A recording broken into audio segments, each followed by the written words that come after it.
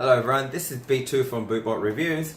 Welcome back to my channel. Today we finally have the adidas Copa 19 Plus for review. I've been wearing and training and playing these since its release, and in today's video I'll share my experiences in detail. Unlike other top ends from adidas or most other brands for that matter, Copa 19 Plus does not come with a string bag. The upper is made up of three major parts. You've got the soft K leather at the forefoot, you've got prime knit material around the collar and at the back, and connecting the two parts is what adidas calls the fusion skin material. And from my research, I found that adidas has named this a revolution in leather treatment, turning leather into technology.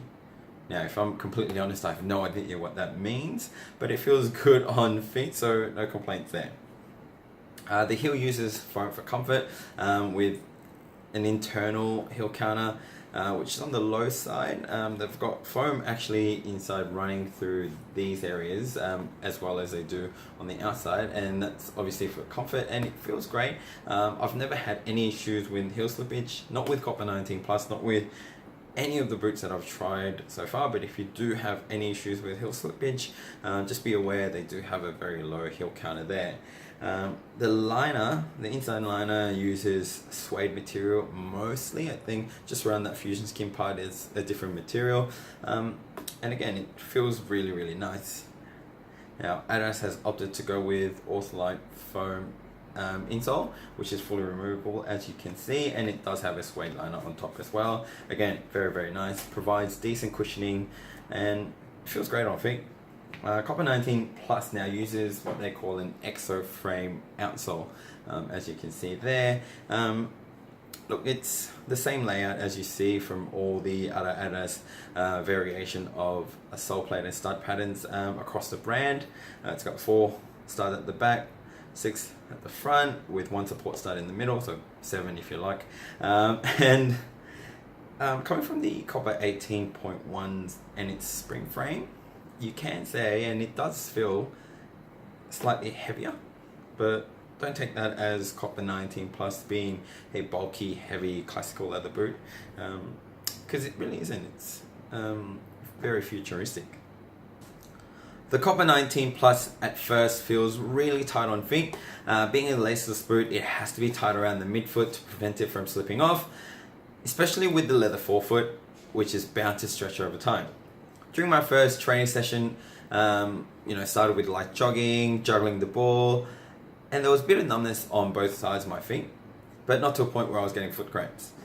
Once I moved on to more vigorous training, sprints and shooting, etc., there was almost no numbness on both feet, but even after a whole session, there was a bit of tingling feeling left on my toes.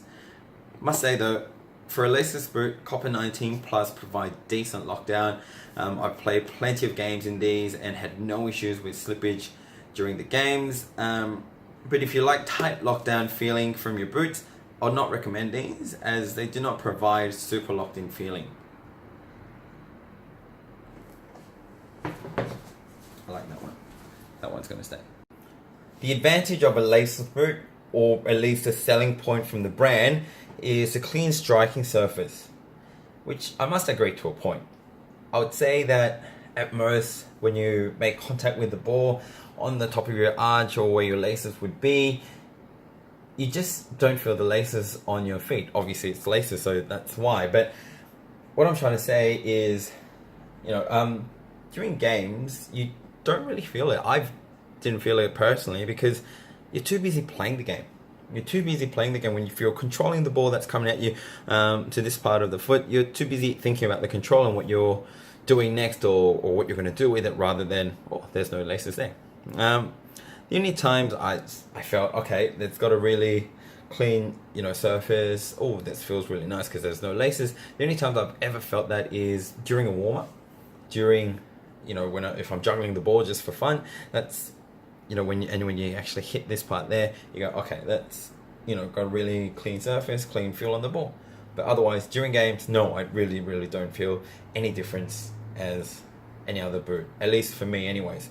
The touch on the ball, I should say, is nice and soft, but These are far from a traditional feeling leather boot, like your Copa Mundials.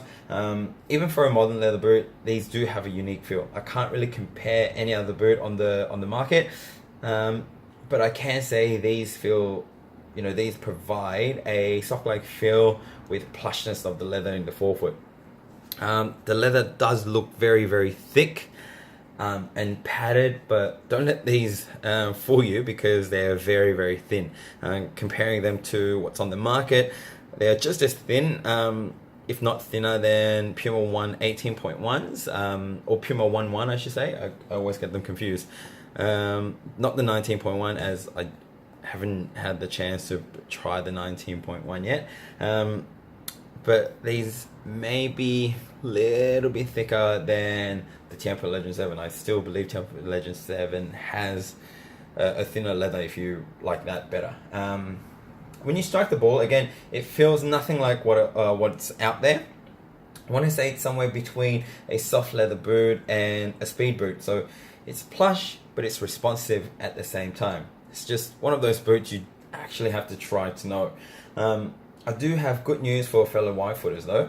As with Bitter Love, this leather does stretch, and it does accommodate for our width. As you can see, it's sort of stretched nicely. My only concern is this part here. I'm not sure if you can actually see. I'm going to see if I can focus there. As you can kind of see, I'm not sure if the boot's actually coming off the sole plate or it's just a rip in the covering, but yeah, that's my only concern.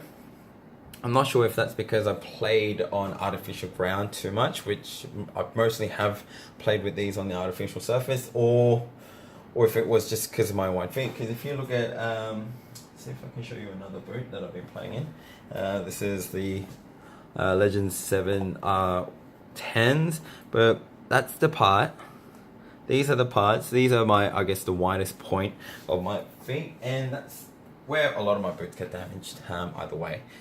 So I'm not sure if it's that. I'm not sure if it's a factory defect. I'm sure it isn't, but yeah, so that's the only issue I've got. Otherwise, these will suit wide footers. And what I'm going to do next is I'm actually going to show you, obviously on feet, but I'm going to show you me putting these boots on, because I have had other reviewers saying, oh, it's difficult to put on. It's, wide footers stay away, and I just want to prove them wrong, because I've got really wide feet, and yeah, I've got no issues with the Copa. So we'll move on right now to the on feet, and I'll finish off the review there.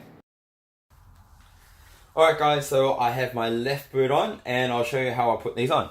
I usually grab the collar, I'll open it up, put my foot in to a certain amount, and once it's in, I just run my fingers at the back as a shoehorn, and it goes in, and then run my fingers around the collar to make sure everything's out, and voila, that's how easy it is. The Copa 19 Plus feels great on my feet. As I said before, since I've given these plenty of time in training and games, I have no issues at all. Now with laceless boots, you do have to somewhat match the shape of the boot for a good fit, and I feel like I've gotten lucky, as these fit me pretty well.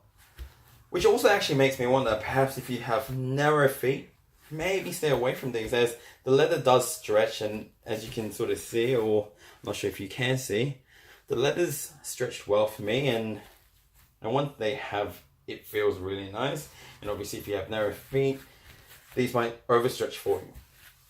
I'm wearing the same size as I did in the Copa 18.1s, which is US 7.5, and for those of you who are new to my channel, I usually wear US 8, which is my true to size. But when I actually measure my feet, 7.5 is actually the length of my feet. The only reason I usually wear the 8 is because my feet are super wide, and I do like a little bit of room at the toe box. And as you can see with these, even at 7.5, I have plenty of room here.